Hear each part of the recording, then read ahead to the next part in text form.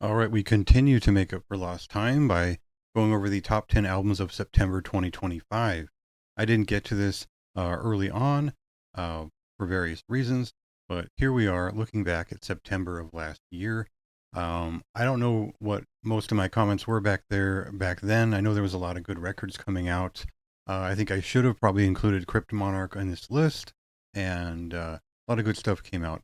Otherwise, this is also the first example of maybe a different format for the top 10, just something that is a little bit more fast in terms of conveying information. You get the top 10 right there in front of you. Dying Remains is a Canadian brutal death metal band, kind of a throwback band. And they have kind of an old school feel to most of what they're doing here, and it's a fine record. Um, Obviously, they're named after a pretty well known record, and their sound kind of follows suit in some sense, but overall, Merciless Suffering is a kind of a modern, very succinct take on the classic like late '90s brutal death metal sound as it moved away from kind of what had emerged between 1991 and 1995 or so. Great record, not that much to say about it. Very memorable and something that I've gone back to a few times since reviewing. At number 9, we have Cosmic Reapers Bleed the Wicked, Drown the Damned. And this is sort of an Electric Wizard style doom metal record. It is a psychedelic stoner doom metal record in most sense, and a very good one from this North Carolina based band. Solid record, the kind of thing that I couldn't pull myself away from once I'd heard it. It doesn't stand out in any like incredible way, but it's one of those very comfortable records where you feel good going back to it repeatedly and just kind of hanging with it. That's the kind of record that pulled me into the subgenre in the first place, so this is a good example. At number 8, we have Providence, the debut full length album from Destruction Ritual. This is a kind of a group of well known individuals putting together something that I guess mixes the ideas from a certain era of United States black metal and French black metal, kind of that happened at the same time. It's not necessarily a throwback, but it's a revival of a lot of those ideas in concert, and it's a fantastic record. Uh, Definitely a little bit overlooked considering who was involved and the impact of the music itself. But if you're a fan of black metal, you should know this record and you should have picked it up back in September. At number 7, we have Hematophorictos from Hato This is a, yeah, I believe, Germany based band focused on something like extremely atmospheric bestial black metal or blackened death metal. I would say this is a strong shift from what they had been doing on their previous work, and this is a little bit more precise while also making sure the atmospheric climbs that they foster exploded onto this record. It's a very good album and one that again I think people overlooked at the time it released. Now I was such a huge fan of Mortal Scepter's debut. It reminded me of like an old Massacre record. It's this form of blackened death thrash that has this sort of this really aggressive, violent attack to it. It was more than just brutal thrash metal from the way that I saw it, and this is something that's a little bit different.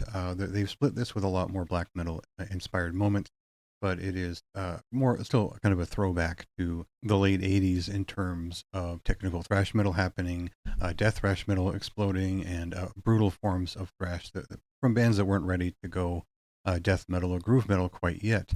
So great record. I think it's probably got one of the worst album covers that I'd covered that year, but it is still a very good album. Another underrated record from a band that I don't think a lot of people expected to become something so atmospheric and focused in this way. But Ritual Masses Cascading Misery is their debut full length album. It is definitely the kind of thing that you'll enjoy if you're a fan of early 2010s cavern core Chilean death metal of the mid 2000s. Something that is both pulverizing but also atmospheric. And I think that it has some relevance to what bands like Mortiferum are doing as well. So really good band.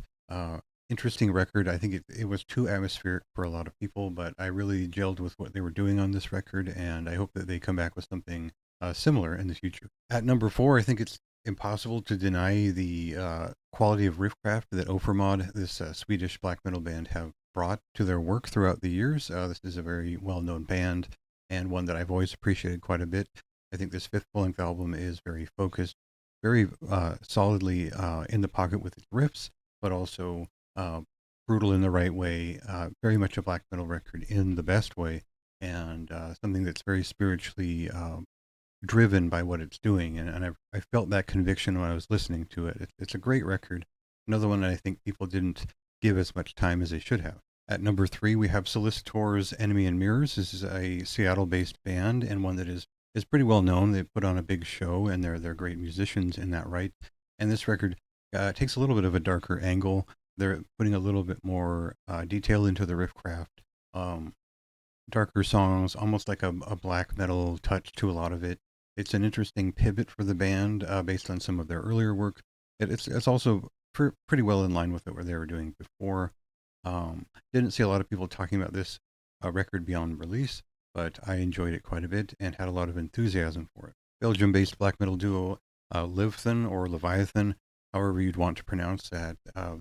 They've returned with this incredible second album, The Devil's Bridge, and it's not just a riff record, but it is a riff record. It's not just an atmospheric black metal record, but it is technically an atmospheric black metal record in some regard.